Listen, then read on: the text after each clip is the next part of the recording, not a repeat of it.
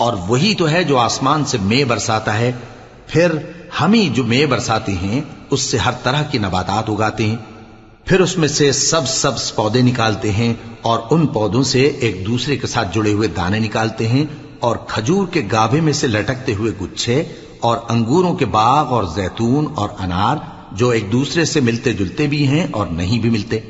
ये चीजें जब फलती हैं तो इनके फलों पर, और जब पकती हैं तो इनके पकने पर नजर करो।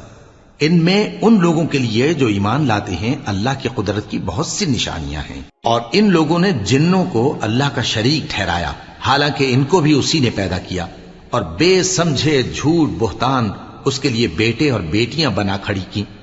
वो उन बातों से जो उसकी निस्बत बयान करते हैं पाक है, और उसकी शान इन बातों से बुलंद है। वही आसमानों और जमीन का पैदा करने वाला है, उसकी औलाद कहां से हो जबकि उसकी बीवी ही नहीं।